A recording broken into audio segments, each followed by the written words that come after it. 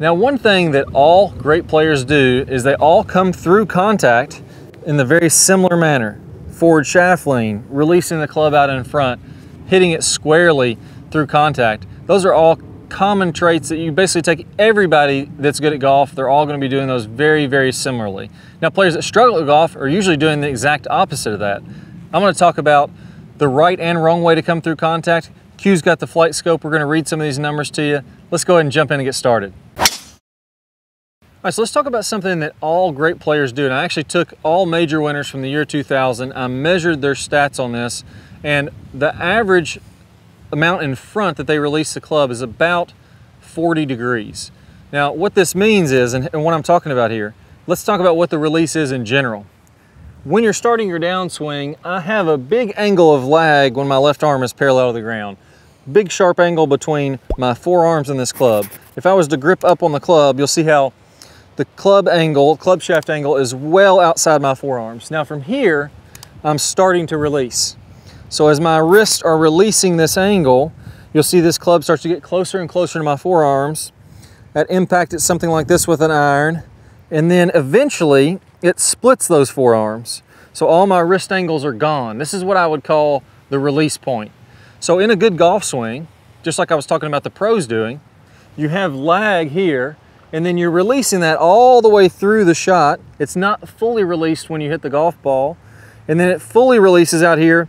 I like to say about 45 degrees in front just to give a good visual. I think 40.5 something is the tour average.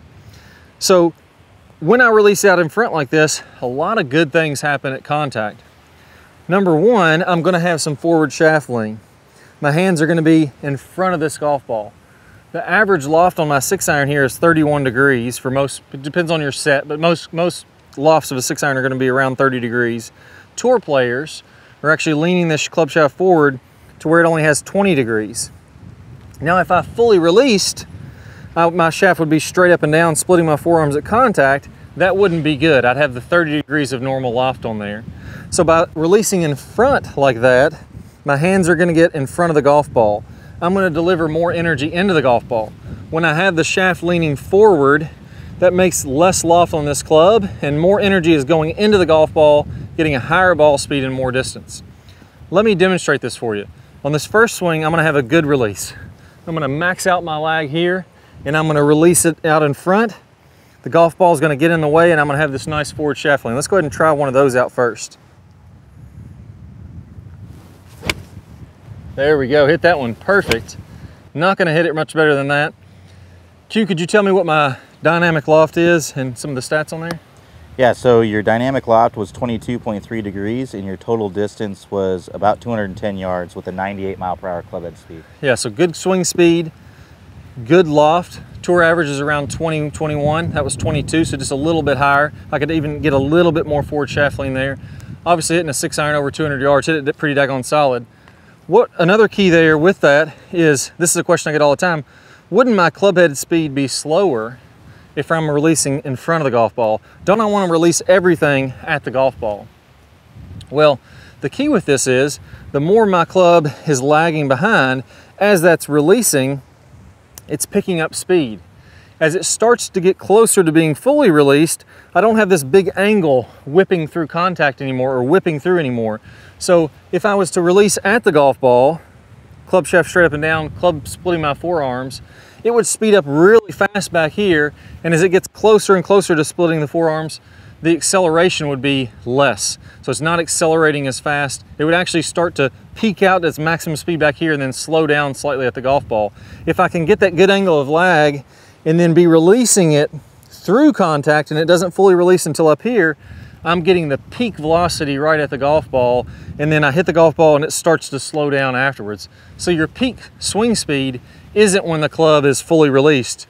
Your peak swing speed is just prior to when the club is fully released. It's still accelerating really quickly through there. That's another reason that you want to be releasing in front and you want to have that forward shaft lean.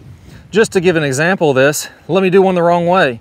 I'm going to start doing what I see a lot of players do when I'm giving lessons and I see swings. They're releasing this too early and the club is splitting the forearms they've released at the golf ball. Let's see what the numbers go to when I do that. So I hit that one, actually, this is gonna be a great test because I hit that one as solid as I could hit it. I happened to match up the dead center of this club head with the golf ball on that one, but I flipped it. So what was my swing speed and my stats on that one? So your total distance went down to about 174 yards. Your club head speed was 95, so not much lower, but the dynamic loft went all the way up to 29 degrees. Yeah, so I'm almost had the shaft straight up and down, the normal loft that's on this golf club, this 6-iron. My carry distance went down. I'm pretty strong, pretty fast, so I was still able to swing fairly fast, but not as fast as I could when I did it the right way. And the ball went just way up in the air. It didn't have that penetrating solid ball flight. It didn't even feel that good, even though I hit it dead center on the sweet spot.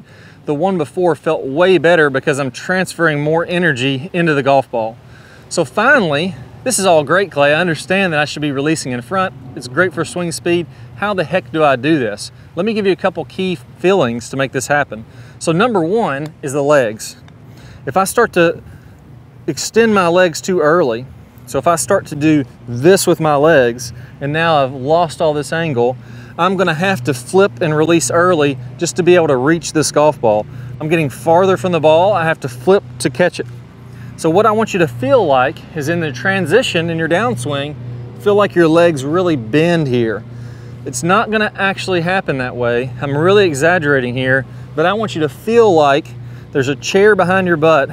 I'm gonna sit in that chair and my legs are really gonna bend.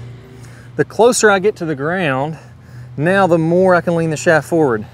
If my hands are tall, I have to release all this angle to reach the golf ball. The closer I get to the ground, the more I could lean it forward.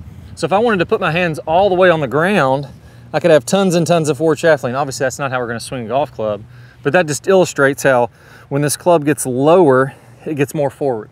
So that's the first piece. Make sure you bend your legs. Piece number two, make sure when you do this, you're opening the body.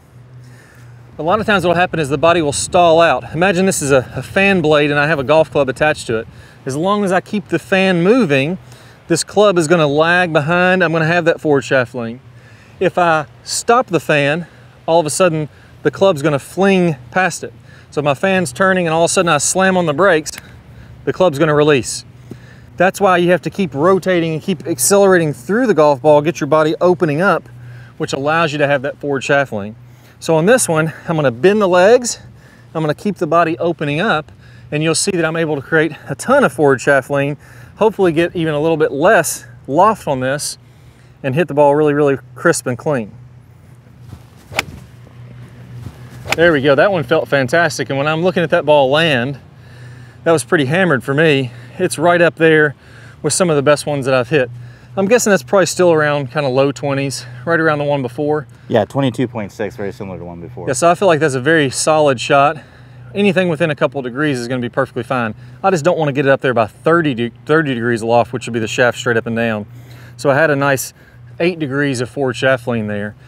Now, when you're doing this, one key for this, one thing that a lot of people get wrong is squaring up this face early. In order to make this happen, I need to square this face early and get the club coming more from the inside.